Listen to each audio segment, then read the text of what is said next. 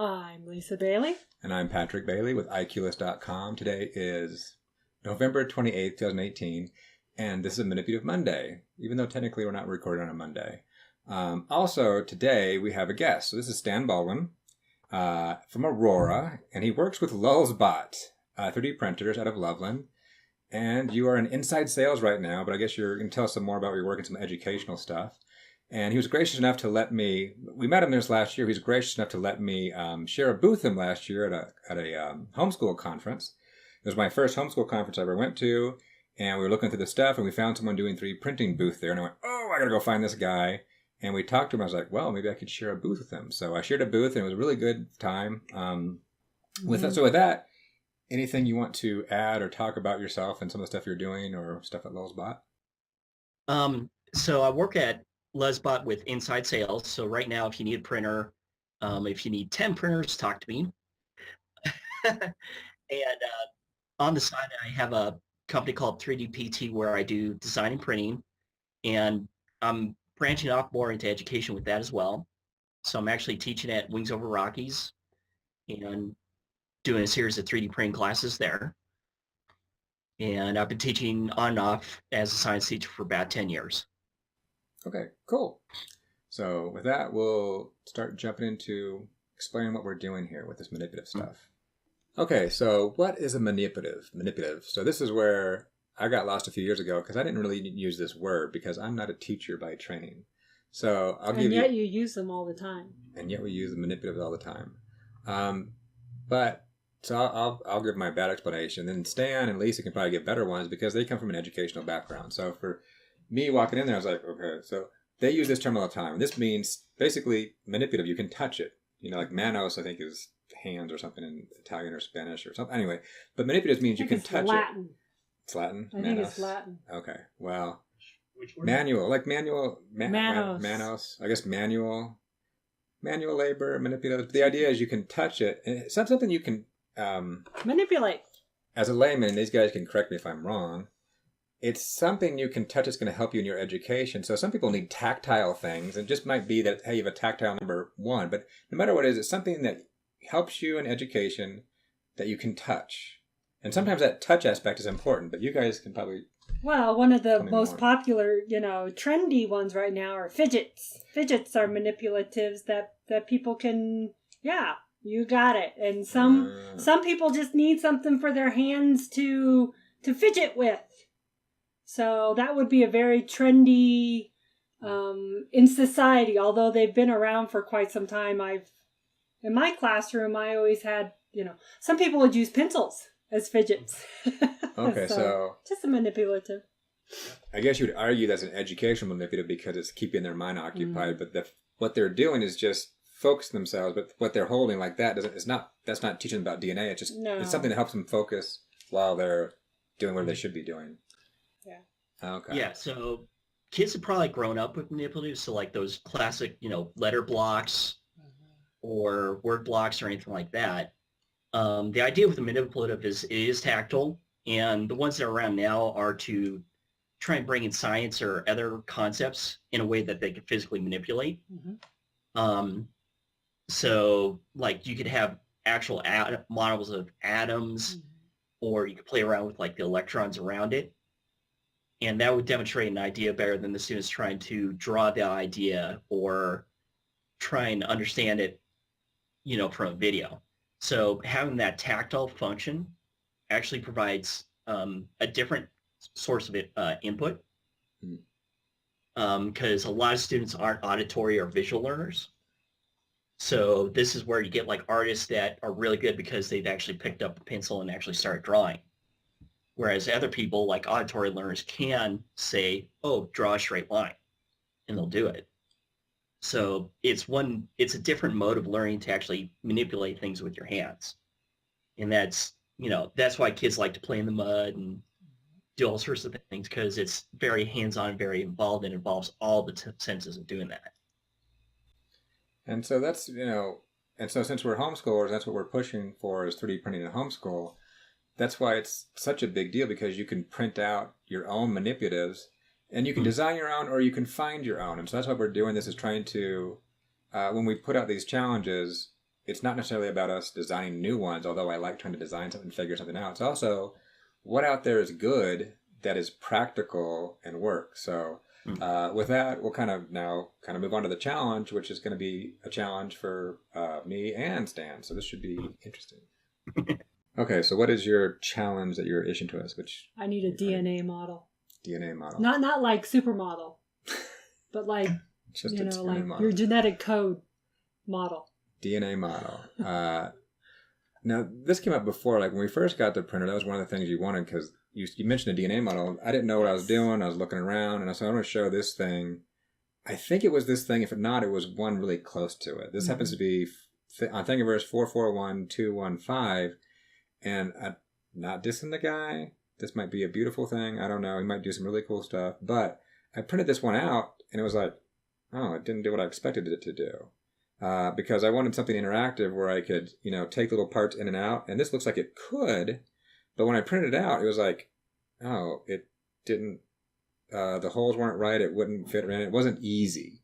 So with what I want to show things for education, I want it to be easy, not like, oh, here's a super cool model that if you have the best printer and you do all the settings right, you can get this perfect result. No, it's like we want it to work easily, that you don't have to do a lot of settings. And this one, it may or may not have been this one, but it was one really close to this. No, I think it was this one. You think it was this one? Yeah. And it just didn't work out. And so I've been wanting to do it again. I wanted to go find something. Actually, I wanted to go make something. So I want to go make something.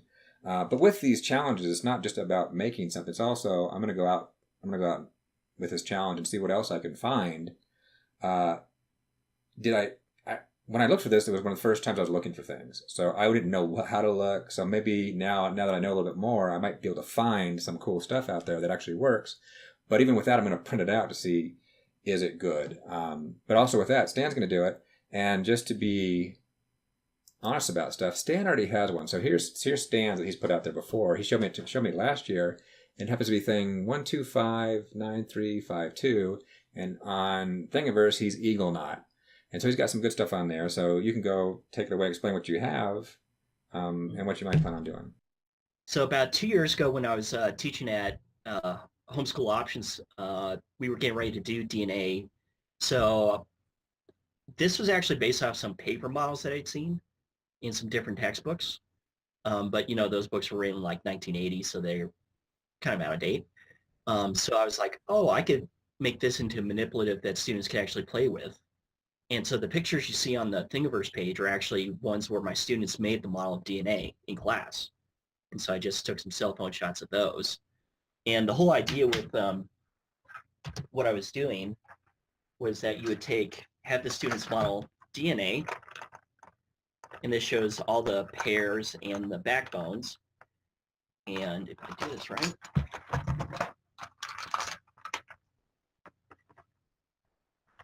then you match it with the RNA pair, and then off the RNA, you could have the students actually transcribe it into the final protein. And so the whole set of manipulatives I've made go through that whole process of DNA transcription and all the way through to protein synthesis. And so I ended up making this out to about a 2 or 3 week unit lesson. And the cool thing is I also had my students actually taking tests with these. So I had them actually read a RNA code, and they had to go all the way back to the original DNA sequence for it. And so I used it both as an assessment tool and as a manipulative to teach DNA to students. Cool. And so we'll definitely put that one out there. I have never printed yours out, so we'll definitely print it out here so Lisa can touch it and feel it and see what her opinion is, because she's more the educated. I can manipulate it. You can manipulate it. And then with that, you had some idea. Did you have some ideas on how you might change it? Yeah, I've shown this around, and I've actually applied for grant programs, tried to apply for grant programs with it. And I had some people say, oh, you should put like magnets in it so it would like click together. That'd be cool. These ones have little holes in them so you could string them up and display them, but having magnets inside would be cool. But the one weakness is it shows DNA completely flat. Yeah. And we know DNA is a double helix. So one thing I've been thinking of doing is trying to find some way to get these pieces to go vertical somehow. Oh, yeah. And so the students would still stack it in the orientation, but they'd still have to do the right pairings, A to T, C to G. Ah, okay. That sounds pretty cool. Okay, so with that, that's kind of the challenge we have. And so now we're going to break for probably a couple of weeks because getting to the holidays and we're kind of busy. But you go work on your end, I'll go work on my end, and then we'll come back together and show what we have and do the second part of this video, which will be seamless for everybody else, but for us it'll be 2 weeks. And then we'll see what kind of cool DNA stuff we have to show.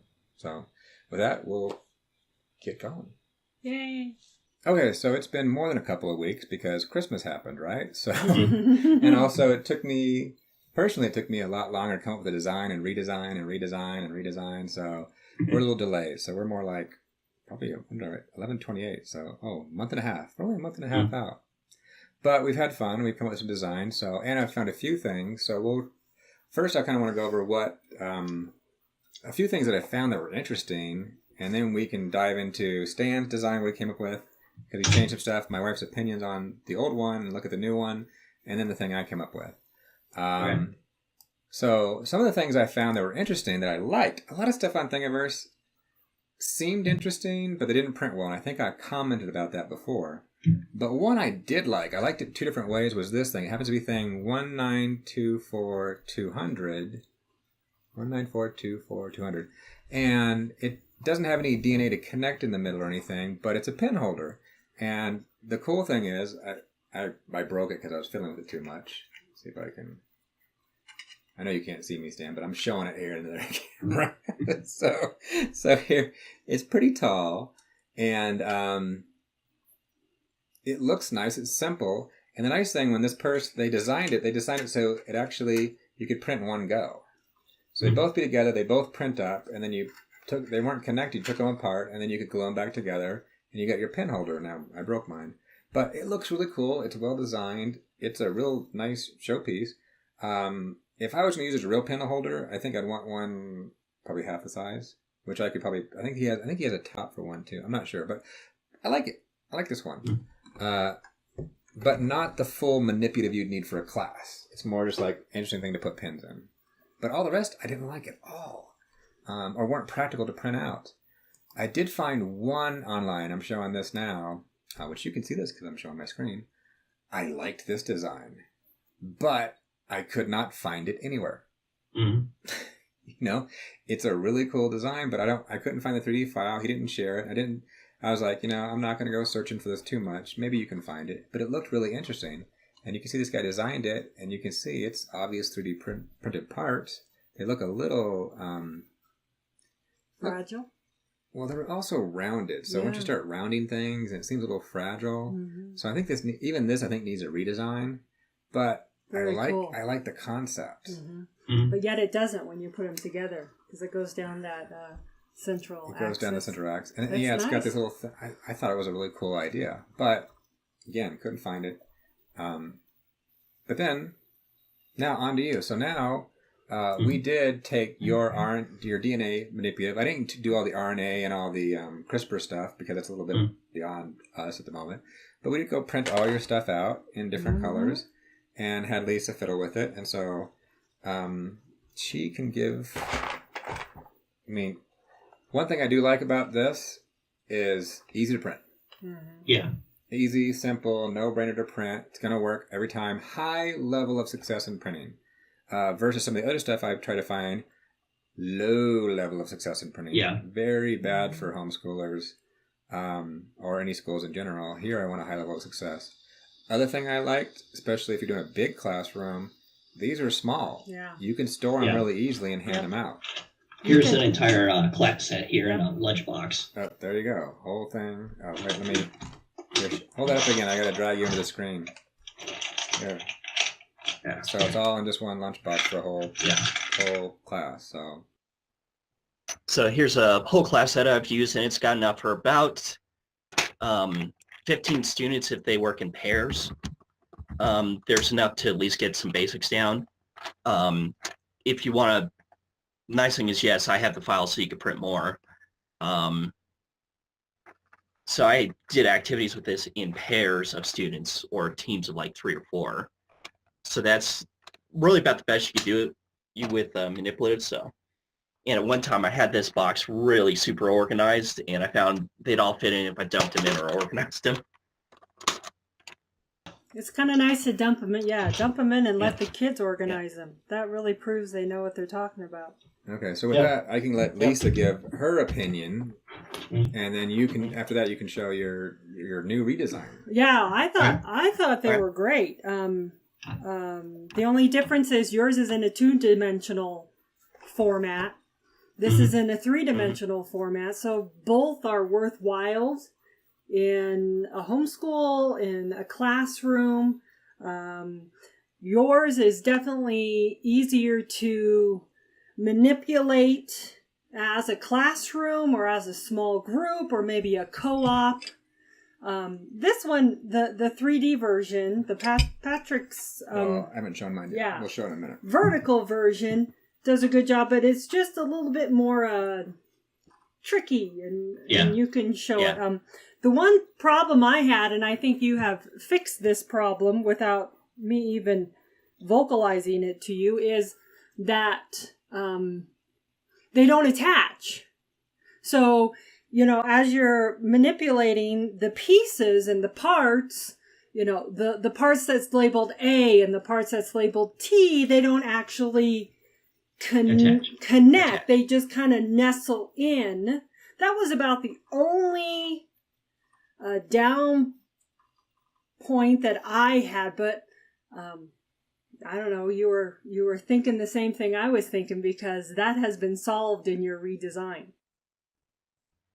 Yeah, so when I taught with this, that did kind of come up, but I kind of left it so it wouldn't attach that much, because you also have to connect RNA to it. And when I designed this initially, I didn't even think that far forward. But also, it was kind of like, it was easier to do that than try and re-engineer and figure out how it's going to work with everything else, which is kind of the problem I hit with the magnet version as well. So here's my magnet version. Yeah, get that there. And so the magnets are where they connect. And magnets are here. Does it magnetize to the metal board too? Or does it have 2 magnets? Or it just happens to by the side, I guess. I just stuck them onto this tin sheet, but so here's the magnets are inside here. That's pretty cool. And so then that way they're strongly attracted this. Mm-hmm. I like that. I like how you did the 2 colors, the opposite colors, for the underneath lettering.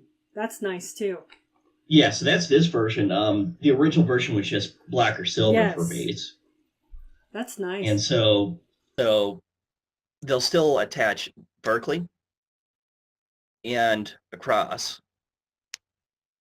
So do you have any ideas on what you would create for the double helix part?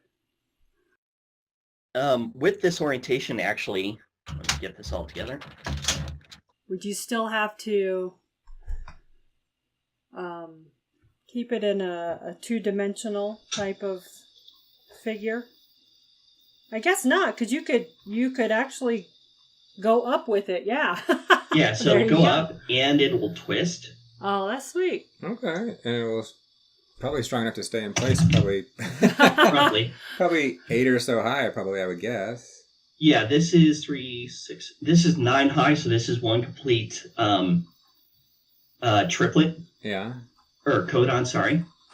And so this would code for 3 amino acids. So if I had 10 pieces and was able to get it to turn exactly 360, it would be accurate. So in this orientation, it does let you twist a helical shape. Mm-hmm. And my geneticist friend who evaluated was like, yeah, you should. She was a little more critical, but I could also still do this to pull it apart. Yeah. And show how they link. Oh, yeah, because they come up. I'm not geneticist? I don't know much. I know very little about DNA. But I know, like, they do come apart, and they do come back together as they're splitting themselves apart, and so that demonstrates that. That's a good demo. Yeah, so this illustrates that concept, and the RNA actually reads on the inside of that part. So I'd make a set of RNA pieces in the future that would match this as part of that process. Interesting. Yeah. So what do you think of that? I like it. So now there's 3 versions that are very user-friendly and, definitely can hit all the learning styles, within any kind of educational environment. Yeah, and if it makes you feel any better, don't worry about getting it wrong, because here's my original version. Let me bring you back in. I want to see that. Cancel. There we go. Sorry. Let me see it. So you're back in. Yeah, so here's my original version, and let's see if I can get pieces to work. And so it would spiral around like this, and I was going to do this for my dual extrusion printer. I had some issues setting that up, and the idea is each piece looks like this. And sits on top of each other? And kind of sits on top of each other, and it gives you this spiral shape like this. Yeah. That's an interesting solution. But it just, when I tried getting it all together, because you have to get the, opposite pairs and everything, it just, it's too much. So this is first version. No, but that's a really important thing to bring up, which I want to bring up when I show mine, is 3D printers were created and marketed as fast prototyping machines. So they weren't even meant to be the final product, although now they can be. It was like, I can make this really quickly in a few hours and then feel it and go, is it the right size, is it the right thing? And then you can redo it again for cheap. I don't know if also you've seen the, puzzle cards. I have, but I've never printed one out. Yeah, so here's like version 1.5. So each of these is a DNA piece. Oh, okay. So, yeah, your ideas will definitely change over time. Yeah, and it's a good idea to know that... Yeah, so that was supposed to be the pieces, and yeah, it just wasn't going to click together the way I wanted. So actually someone a long time ago asked me to, hey, you should do magnets with these when I was showing it off at another conference. So I was like, hey, I finally get a chance to put magnets in them. There you go. Okay, so now I'll show mine off. I have not yet put mine on Thingiverse, but I will. When I do, I'll probably do another video going over how I made it and something like that. But here is what I came up with. Let me see if I can show you. So what we have here is, it took several iterations because first I had to get this double helix. And every time he let our kids play with it and see if it would break easily. So I found some cool ways. Well, let me show the ones that are broken. So I found some cool ways in Fusion 360 to angle this up and do this in a double helix. But as I tried to make some of my original quick tests, you can see there's not much left of this one. I figured out that I was making it too thin. And I was making the holes, I was making it too thin both ways, and so I was snapping them. They were snapping. And so I kept making it bigger. I didn't want to get too big. It doesn't need to be bomb-proof, but this one so far has been working pretty well. And then once I got that designed, then I fiddled with the angles and the hole sizes. And then, of course, I'll show on there, and I can kind of show it to you. There's little IQ list symbols. Then I went a little crazy, and on the back is... I have 2 cameras to show this to you. There's little funky DNA on the bottom. So I'm liking it. And the other thing I had to take a lot of time fiddling with was, how do you get these things to connect? And so what I came up with, I had to do 2 things. I had an idea going, okay, what's cheaper, what's simpler, what's slightly interactive? And so I had an idea to get these straws. So I'll put a link in the show notes to this. These Amazons. I said, hey, what if I can connect these little things into straws? And so first I was like, oh, I'll get these normal straws. Well, normal straws are tiny. And so I'd have to make the DNA super tiny that you couldn't even read. So on Amazon, I found these guys, which are 1/2 inch wide. You can find them in grocery stores. You can find them in grocery stores. I just bought them on $8. $8 on Amazon. I got a ton of them. And I got the right colors that I need. And so I thought I could plug something in. And so this is an in plug right now, but it's a hexagon with a little angle on it. So I came up with that to kind of put in the end. Okay. But I also wanted to make it simple to print out. So let's see if I can show. So then I came up with, there's a couple things I had to do. So I'll show you, there's a little tiny DNA. But what it does is it's got a few little interesting things on it. So this, like yours, can print flat.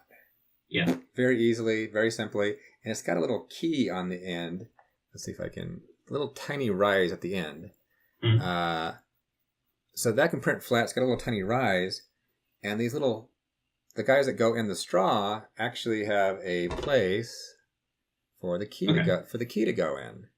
And so then you can pretty simply take these and, put them together, and smash them down. And then you've got something. Let me see, I'll find a red one. So then end up with something like this. See? And then I can take that, and it's wide enough, it fits in there, and it'll stay.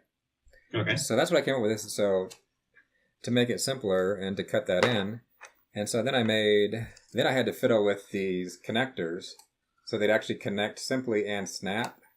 And so I had to go through a bunch of iterations because as you can see right there, it's got little nubs on the end to catch it.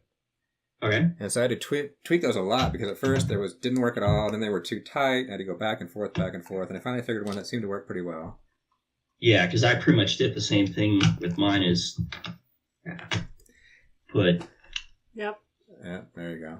One set of connectors this way, and this kind of clocks them so they can't get connected to anything else. Same with C and G. There you go. And so this just worked vertically, so I wouldn't have... Because I think once you start getting too small, especially with FFF printers, you're going to have problems doing like fiddly connections like that. Yeah, and I'm printing. I want to keep things simple, so whenever I do prints, I use Prusa Control, and I don't do any special settings. And unless there's some big reason, I do 0.2 millimeters. So I try to make it like. I don't go the high end where if I had if you want to do big things like you have like a 0.8 or something, I don't go that high. But I want this to be. A gorilla put this together and it's still pretty consistent. And so then with that, you cut these little guys in half, and then you put that. And I also made a plug for the other end too, so it would actually hold. So you cut these out, and then boom, you stick it in. And let me see, you got a blue one, stick it in, and they connect. And then all you got to do is a little bit of fiddling, and boom, they snap in pretty quickly.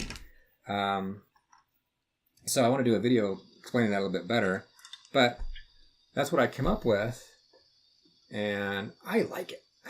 Yeah, no, you got the 3-dimensional problem I've been working on. So yeah, so I think, and I'm no teacher, that if you were going to use this to teach, mine is only good for like an intro. It's neat seeing. It's something you could put on your desk that's like, okay, yeah, it looks kind of cool. And me, like, I don't even know if it's important how many there are. Like if 7 make sense, because I have 1, 2, 3, 4, 5. I got 6. 6 is a start because the way it works is DNA works 3 letters at a time. Oh, good. I lucked out. And so it's 3 of them makes a amino acid. Oh, cool. So someone could put this on their desk and put 6 together. So you've got 2. And the reason I did mine for 9 is so I could have that little bit longer number. It gives you more. Okay, so I lucked out. So had I done 7, I should just have add an extra twist maybe and get decent 9. But with I could make another one that's taller if someone asked for it. But I like this. This is a good size. I could put the holes closer together. But anyway, but then this is like, it's only so big, there's only so much you can do, and it's bulky. It's cool to walk around a classroom and show. It's cool for homeschoolers because they can sit there and touch it. But, you know, printing out 20 of these for a classroom, that might be a bit much. But I think you can combo it. You can say, hey, here's this thing, blah, blah, explain, see, visual. And then yours is more practical, as far as I can tell, because I'm not a DNA guy, but that they can go through and physically do something. So and add to yours. Yeah. So I like that. So once I get this video, so I think that's most of it. So once I get this video done, I'll go through and post mine up on Thingiverse, and I'll put a link back in here somewhere in my show notes. So I'll do another video too. Have you posted yours on Thingiverse yet? I haven't posted it, and I'm actually kind of holding off on it. One, I'd like to try try this with epoxy, and if I'm gonna sell this as a kit, I'm going to see what the price will be for the magnets. Okay. Because pack of these magnets, these are the neodymium rare earth magnets. Yeah. So these were, I think, about $6 for a pack of 10. And this uses 18 magnets. That starts to add up. Of course, you can probably buy them in bulk a little cheaper, but I don't know. But neodymium, they're not cheap. Even in bulk, they're probably not cheap. And the other thing I'd experiment with is, would a cheaper, steel magnet work? So yeah, because I've got these ceramic ones that I'll have to test as well. Okay. So a little bit of experimenting if I go into production on, but I haven't posted them yet, and also because I'm afraid magnet's going to pop out and kids going to choke on it. So yeah, you want to make sure that's safe. Yeah, I get that. Because I haven't fiddled with magnets and 3D printing, but I would want to make sure that they're not going to. I want that risk. If I'm going to give it to kids or near kids, I want to make sure it's not going to be a problem. So yeah, so I just have to play around with epoxying them. At that point, and I've actually been looking at My Mini Factory more than anything else for file hosting. Or just because they have an option where you can buy the files through them. Oh, interesting. So you could go out and sell some premium files. Yeah. That's because they sell a lot of like the cosplay pieces and high-end designs. Some high-end designs. That could be interesting. But anyway, we could wrap this up because my video is going to be way too long now. But this has been really interesting. I've had a lot of fun. I think you've had some fun, and you had a good design before and came up with a better design. You still got some iterations, but a win-win. I think we need better manipulatives out there on Thingiverse that are user-friendly to print and functional. And I think we have some for DNA now. Yep. So anyway, there's the end of this video.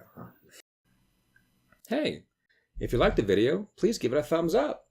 If you didn't, hey, give it a thumbs down. Also, if you like what we were doing here, subscribe to the channel by clicking the subscribe button. And lastly, have a piece of info to share? Just post a comment.